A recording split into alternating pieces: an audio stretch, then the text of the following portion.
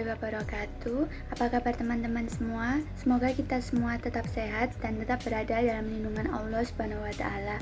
Amin. Sebelum itu, saya minta bantuan like-nya ya, karena like dari teman-teman akan sangat berarti bagi saya. Sebelum mendengarkan dan melihat materi yang akan saya sampaikan, alangkah baiknya kita perkenalan lebih dahulu.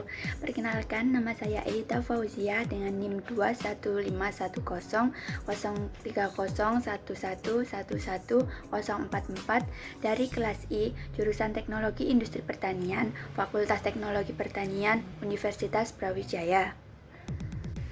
Dalam kesempatan kali ini, saya akan menjelaskan mengenai strategi pengembangan agroindustri.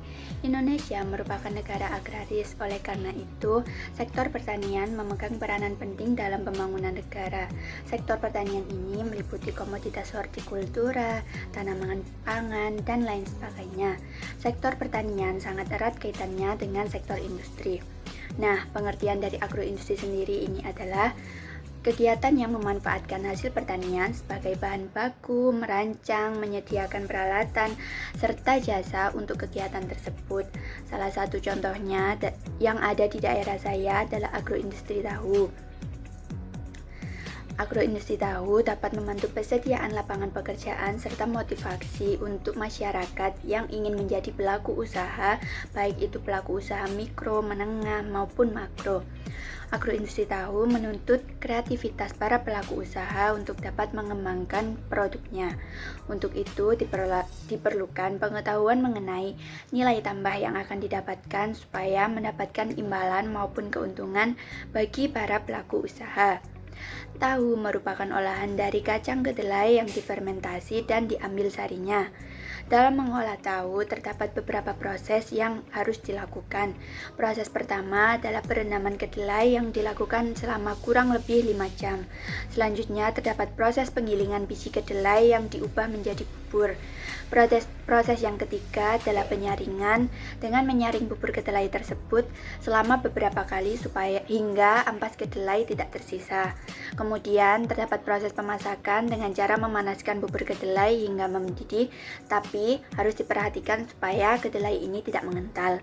Selanjutnya adalah proses pengasaman yang dilakukan ketika kedelai sudah dingin dengan cara menambahkan asam dan diaduk rata.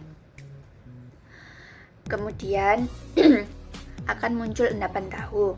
Lalu proses terakhir adalah pencetakan, yaitu memasukkan endapan tahu ini pada cetakan yang akan dipres sehingga air pada endapan tahu akan hilang. Kemudian tahu akan dipotong sesuai dengan ukuran yang diinginkan.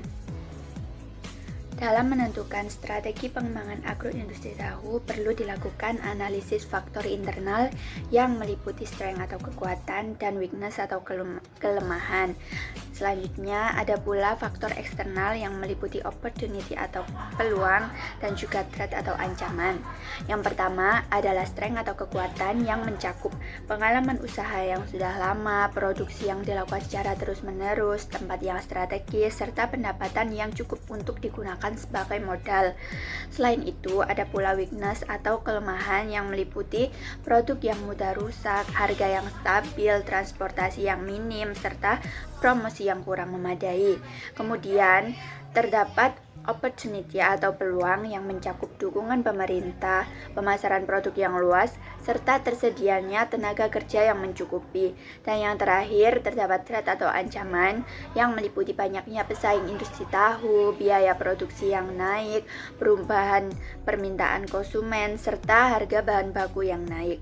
Berdasarkan analisis SWOT tersebut, dapat dirumuskan 3 strategi pengembangan agroindustri tahu. Yang pertama adalah memanfaatkan pengalaman kerja serta lokasi strategis untuk meningkatkan pemasaran produk.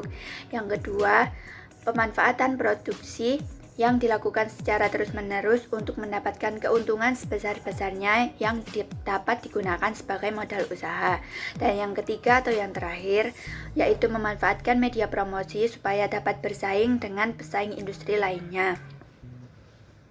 Demikian yang dapat saya sampaikan dalam kesempatan kali ini. Saya mohon maaf apabila terdapat salah kata yang telah saya ucapkan, baik secara sengaja maupun tidak sengaja.